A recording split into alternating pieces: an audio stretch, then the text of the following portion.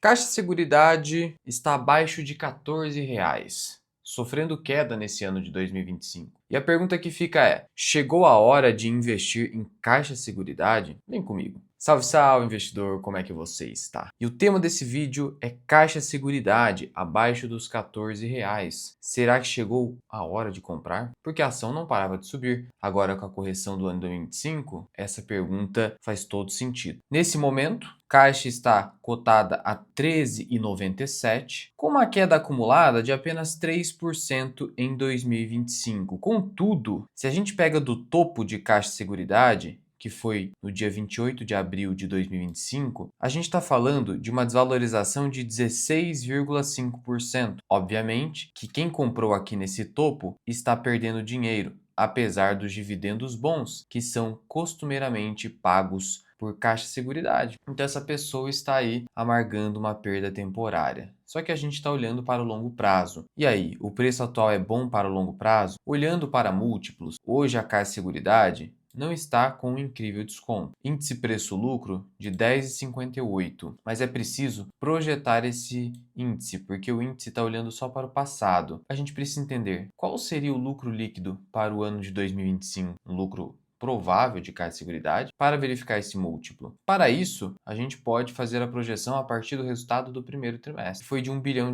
Como geralmente no segundo semestre a gente tem um lucro um pouco melhor, dá para estimar um lucro de 4,1 bilhão para o ano de 2025. Quanto a empresa está valendo agora? Seus 42 bilhões. Portanto, a empresa está negociando a 10 vezes lucro mesmo para o ano de 2025. É isso, 10 vezes lucro. E aí você vai me perguntar, Luan, esse múltiplo, ele é alto ou baixo? Isso depende. Depende do retorno potencial que a empresa pode te dar. Qual é o potencial de crescimento do resultado dessa empresa? E como que a gente pode estimar isso? A gente pode estimar olhando para o ROI da empresa, que é o retorno sobre o patrimônio líquido, que está em 28,22%. E aí aqui, um alerta. Cuidado com certos números que você vai encontrar no relatório financeiro da empresa. Porque, segundo a empresa, o ROI dela no primeiro trimestre foi de 58%. E aí você ficaria, nossa, cara, 58% é muito, mas não foi isso aqui. Você tem que olhar para o patrimônio líquido efetivo da empresa. Então, o que você vai fazer? Você vai aqui no balanço patrimonial. Aqui é o demonstrativo de resultado. Vamos ao balanço. A gente quer ver ativos e passivos. Qual que é o patrimônio líquido da empresa? 14 bilhões. Se a empresa, vamos lá, deve entregar um lucro de 4,100 e o seu patrimônio é de 14 bi, a gente está falando de um ROI de 29,28. Na melhor das hipóteses, 30%. 30%. Beleza. Qual é o payout da Caixa Seguridade? Aqui está 86%, mas hoje em dia está em 92%. Quando a gente olha para o histórico de dividendos da empresa, a gente vê que esse payout fica aí em 92 mesmo, como está agora. Por que isso é importante? Porque a gente precisa, para estimar o crescimento do LPA, do lucro por ação, estimar o quê? O índice de retenção de lucros. Por quê? Quanto que a empresa retém de lucro na própria empresa? Para verificar se esse ROI vai trazer X ou Y crescimento. Como assim? Vamos lá. Se a empresa está retendo só 8% de lucro, claro, né? Ela está distribuindo 92%, então a gente está falando de 0,08 de retenção vezes o que ela entrega de ROI, que é 30%. Logo, a gente está falando de um crescimento potencial inferior a 3% com esse nível de distribuição. Então, não espere um crescimento muito alto de Caixa Seguridade, porque ela distribui muito dividendo. Só que eu preciso pegar esse 3% de crescimento e somar ao dividend yield. E esse dividend yield deve ficar em 8% nos preços atuais. 8, 8,5. Então, se a gente soma com 8, a gente está falando de 11 a 12%.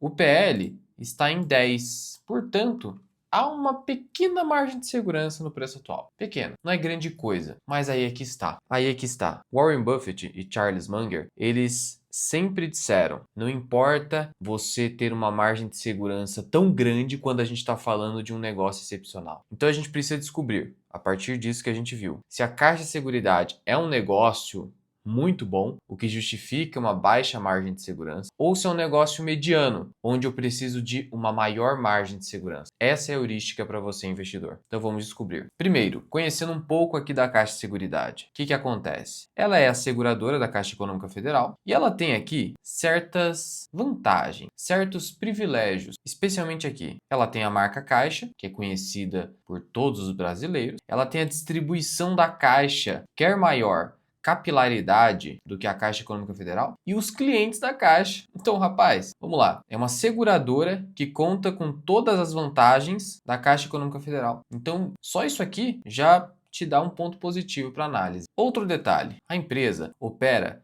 seus mais diversos negócios, que é a corretora, seguro de vida e previdência, seguro residencial, capitalização, consórcio, assistência. Ela opera tudo isso aqui com vários parceiros privados, com contratos que vencem para lá de 2040. Isso traz previsibilidade, porque a gente está falando de muito tempo ainda. Isso é positivo, porque para uma carteira de previdência, uma carteira individual de previdência, a gente precisa de bastante previsibilidade no fluxo de caixa dessa carteira. E essa dinâmica contratual possibilita isso. Para você que não sabe, a diferença entre seguro residencial e habitacional é que o habitacional é obrigatório nos financiamentos habitacionais. O residencial não, ele é facultativo. E aí, o que você tem? Você tem que a Caixa, ela opera quase que no monopólio no seguro habitacional, que é obrigatório. De tal modo que já não há mais tanto potencial de crescimento no seguro habitacional, mas há muita previsibilidade. Já no seguro residencial, que ainda é pouco penetrado no Brasil, existe potencial de crescimento e a empresa vem crescendo bastante nesse sentido. E isso a gente percebe aqui analisando negócio por negócio. Primeiro, qual que é o grande componente da receita operacional da empresa? Habitacional, obviamente. Mesmo assim, ele cresce e cresceu no período. 12%. Aí tem o residencial, que cresceu 26%. Então tá vendo que aqui está a avenida de crescimento da Caixa Econômica Seguridade? Prestamista caiu e aqui houve também aumento na sinistralidade.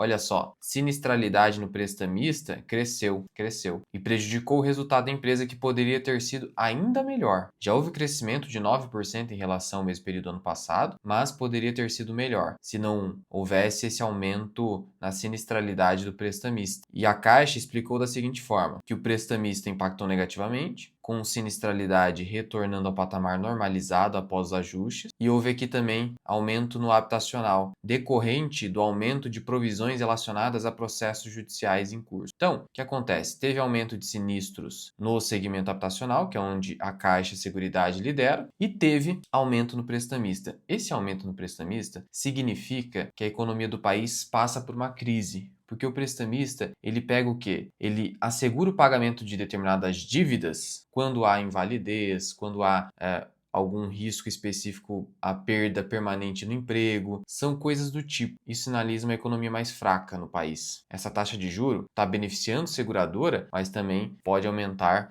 sinistralidade no prestamista. Ainda assim, a empresa reportou crescimento no lucro líquido. Isso mostra resiliência apesar das condições adversas. Mas detalhe, muito dessa resiliência veio porque o juro está alto também. Por quê? Porque a empresa deixa parte do seu caixa aplicado, simplesmente aplicado. Tem muito pós-fixado. Note aqui no gráfico como o pós-fixado no verdinho é um grande componente do caixa da empresa. Lembrando que o caixa de uma seguradora, ele não é simplesmente, e o caixa está disponível. Não. O caixa é um passivo. Como assim, Luan? O caixa da seguradora é um passivo, só que sem vencimento. É um caixa que está aguardando o pagamento de sinistro. Ele não quer ser usado, mas está aguardando. Por isso que a empresa não pode pagar mais do que o seu lucro líquido a título de dividendo. Por quê? Senão, ela vai estar consumindo o caixa, que é um passivo. Aposto que ninguém te disse isso. Mas sim, é um passivo. Só que sem vencimento, sem uma obrigação já com prazo definido. Uma obrigação incerta, mas é um passivo. Por isso, cuidado ao você verificar payouts superiores a 100%, mesmo em seguradoras. E aí, olha só a explicação para todo esse volume de caixa na empresa. Dos 14,2 bilhões em aplicações financeiras, 46,6 são pós-fixados, que se beneficiam da Selic em alta, 34,9 pré-fixado, que se beneficia da queda do juro futuro, e 13,5 atrelados à inflação. Aqui é a parte que menos vai se beneficiar, porque o IPCA está desacelerando. Mas como é um percentual menor, a empresa acertou na sua alocação do caixa. Sendo o que, em relação ao lucro líquido, veja, o resultado financeiro foi responsável por 31% do lucro gerencial da caixa. O que eu quero dizer com isso? Que quase um terço do lucro líquido é resultado oriundo dessas aplicações e 70% é oriundo de outras operações, do operacional da caixa. Então, existe uma relevância muito grande no resultado financeiro, muito grande. E essa relevância aumentou de 2024 para cá. Veja que em 2024 estava abaixo de 30, chegou a 24% financeiro, agora superou 30. Ah, Luan, então quando a Selic começar a cair, o resultado da caixa vai cair? Não necessariamente. 70% ainda é operacional, e operacional aumenta com o juro em queda. Sem falar que a empresa hoje tem mais pós-fixado, beleza, mas ela tem outros títulos. Além do fato de que, em nossa visão, não é razoável você pensar que a taxa Selic no Brasil vai cair abaixo de 10%. Pelo menos sem reformas estruturais, eu não acredito nisso. No final das contas, a gente está falando de um negócio que tem uma receita operacional que, na verdade, beira 1,2 bilhão por trimestre e te entrega 1 bilhão de lucro. A gente está falando de uma margem de pelo menos 70%. Uma margem de 70% sinaliza um negócio muito previsível, muito lucrativo. É um negócio que tem um ROI que beira 30%, uma margem que beira 70% e que por conta disso consegue entregar um payout na média de 90%. Portanto, é uma empresa muito defensiva, porque ela se beneficia do seguro habitacional, que é obrigatório, do canal de distribuição da Caixa, dos contratos longos com parceiros privados, vem crescendo nesses últimos anos, resultado de forma consistente. Eu não acredito num crescimento tão alto e consistente quanto foi no passado, por isso a margem de segurança precisa existir aqui, porque se ela fosse crescer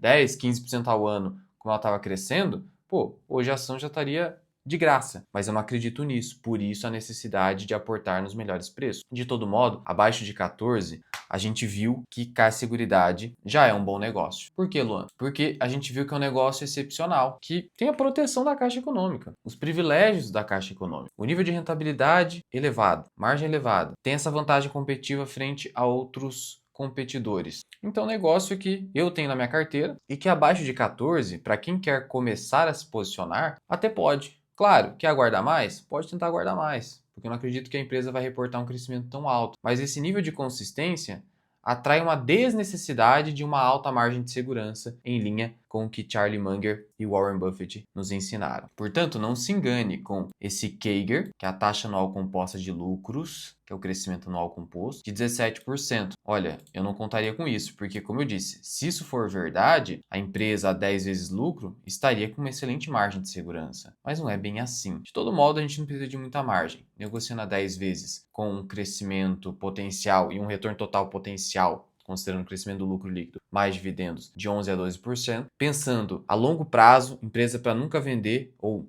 a gente nunca tem a pretensão de vender, salvo realizações parciais em momentos de muita euforia no mercado, faz sentido, faz sentido. Ah, Luan, significa então que você vai comprar Caixa Seguridade nesse momento? Olha, nesse momento não, porque eu já tenho uma posição grande. Então, quanto maior o nível de concentração que você tem numa empresa, mais você deve exigir margem de segurança, porque você já está bem comprado no papel. Então, para você faz mais sentido ainda mais desconto. Mas para quem está começando e vai fazer aportes menores, nesse nível de preços, já começa a fazer sentido. Pensando bem a longo prazo, que a ação pode cair um pouco mais, a gente não sabe. Talvez o mercado queira mais margem de segurança nesse momento. Isso é muito incerto, mas o curto prazo é muito incerto. Pensando a longo prazo, eu não vejo problema. Dados esses indicadores excelentes da empresa. Sendo que eu trago análises de várias outras empresas em vídeo, quase todos os dias, um dia sim, um dia não, a respeito de empresas que eu não consigo trazer publicamente aqui no canal para os membros. Por exemplo, eu analisei recentemente a Mari Metal Leve. Por quê? Porque é um tema